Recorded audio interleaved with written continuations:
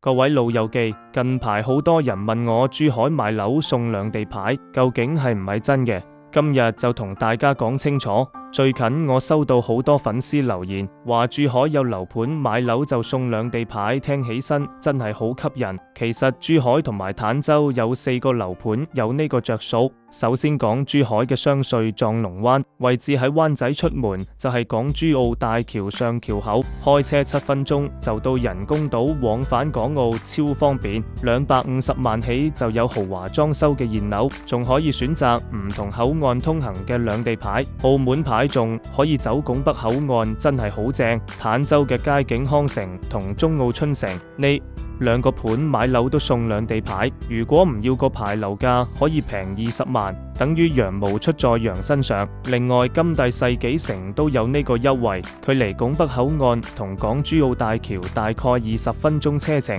，128萬就可以買到98平方嘅精裝修4房。話送兩地牌，但實際要加多11.8萬，大家要注意啦。依家送嘅兩地牌係公司牌，同以前嘅房產牌唔一樣。以前嘅房產牌政策喺2012年就取消咗，新樓盤已經整唔到。而家呢個公司牌要先喺香港或者澳門拆間公司，控股大陸高新企業達到一定股份就可以申請，牌到手之後再退股就得。辦牌成本大概25萬左右，包落地，比以前嘅房產牌靈活好多，可以單獨交易。不過買樓送牌呢件事都有啲窿窿罅罅，最怕遇到啲唔負責任嘅發展商，揾啲資質唔夠嘅公司去辦牌，到時樓買咗牌又辦唔到，就麻煩大咯。所以買樓千祈唔好衝動。如果大家想知道具體辦牌流程，或者邊間公司辦牌比較靠譜，